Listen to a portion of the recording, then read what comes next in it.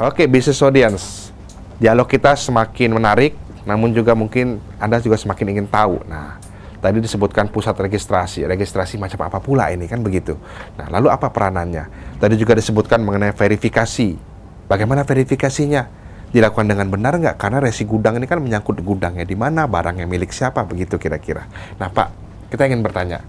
Tadi Bapak mengatakan pusat registrasi dan juga ada juga proses verifikasi. Apa Pak itu Pak, dalam kaitan dengan resi gudang ini? Ya, sebagai salah satu lembaga di dalam sistem resi gudang, pusat registrasi mempunyai tugas yaitu menata usahakan resi gudang dan derivatif resi gudang. Menata usahakan resi gudang dalam arti kata melakukan mencatat dan menyimpan, memelihara informasi sejak dari resi gudang diterbitkan. Kemudian seandainya resi gudang itu dipindah tangankan atau dialihkan atau diagunkan mungkin? Atau kemudian juga diagunkan sampai ke penyelesaian resi gudang jatuh tempo. Artinya resi gudang jatuh tempo itu delivery Pak? Ya, jadi resi gudang itu sudah jatuh tempo, misalnya sudah dikembalikan barangnya kepada pemiliknya, ya, atau misalnya resi gudang itu diagunkan dan sudah diselesaikan kreditnya, itu juga artinya penyelesaian. Ya. Nah, dalam hal ini pusat registrasi juga melakukan verifikasi atas informasi yang masuk ke pusat registrasi.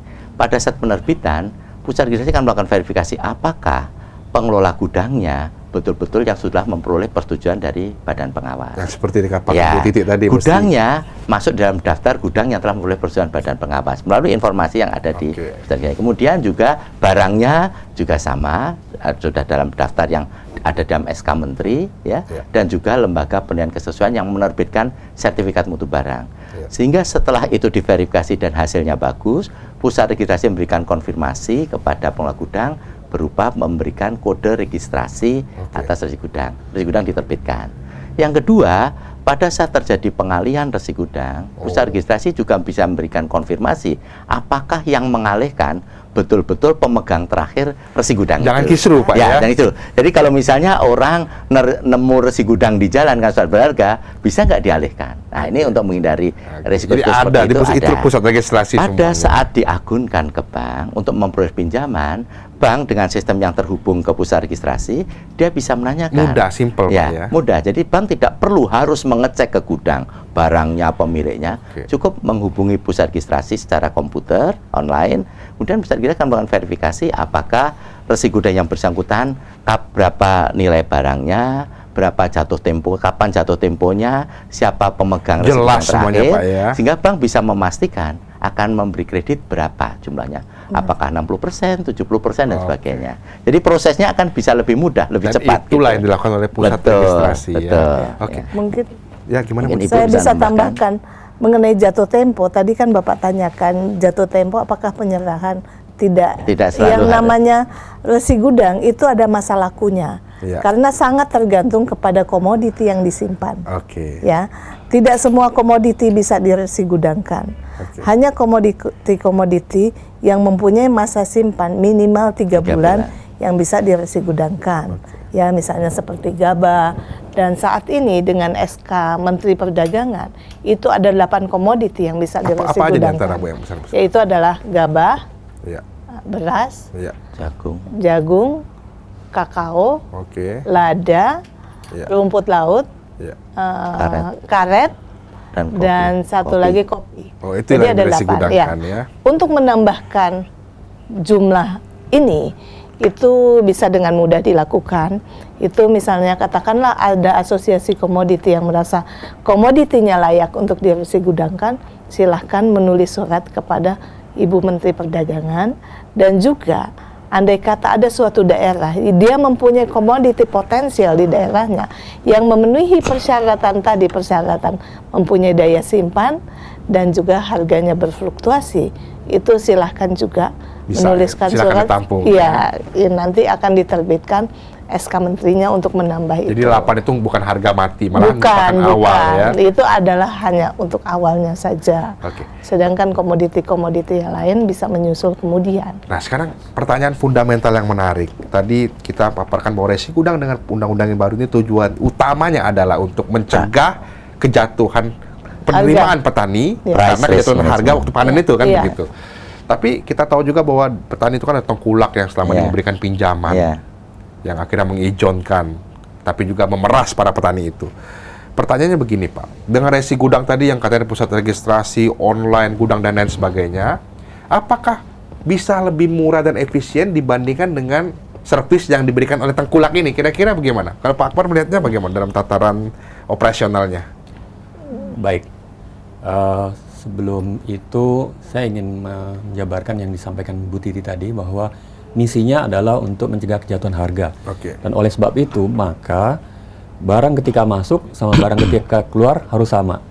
Ya, kalau enggak dia akan justru jatuh harganya. Nah, oleh sebab itu ada peran yang namanya lembaga penilaian kesesuaian. Misinya ada 3. Yang pertama memastikan bahwa gudang yang akan digunakan layak pakai. Dan yang kedua adalah untuk memastikan bahwa barang yang disimpan itu jumlah dan mutunya adalah sesuai dengan standar yang ditetapkan. Dan kemudian yang ketiga, dia memastikan bahwa pengelolaan si pengelola gudang itu sesuai dengan standar mutu. Jadi manajemen mutu. Jadi 3 hal tersebut. Dengan demikian, maka barang yang nanti ketika di-deliver adalah sebagaimana ketika barang itu masuk gitu. Lalu tentang biaya, apakah efisien apa tidak? Ini saya kira tergantung dari skala ekonomi juga, kembali kepada skala ekonomi. Kalau misalnya petani satu persatu menyimpan barangnya, dan kemudian pengelola gudang tentu akan mengutip fee, itu akan relatif mahal. Tapi kalau mereka bisa berkelompok secara kolektif demikian rupa dalam skala ekonomi tertentu, saya kira hal ini akan bisa masuk skala ekonomi tersebut. Mungkin yang tambahin Pak singkat? Ya, sesuai dengan prinsip price risk management yang tadi Bu Titi sampaikan ya.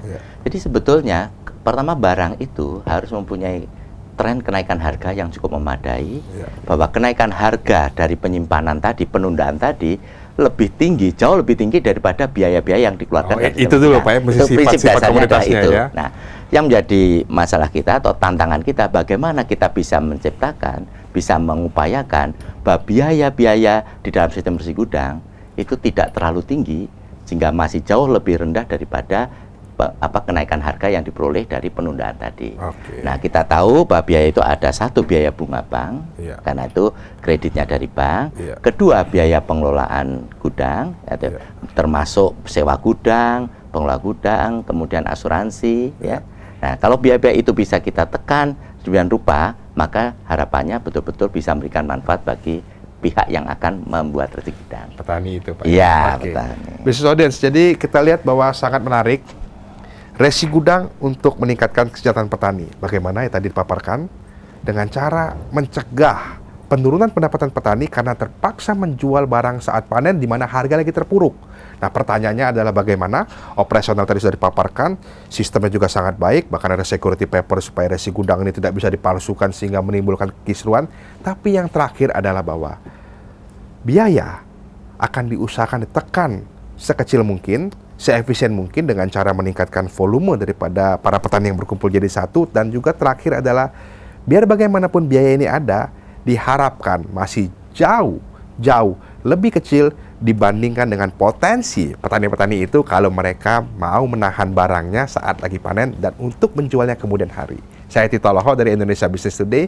Kita akan berjumpa pada acara mendatang.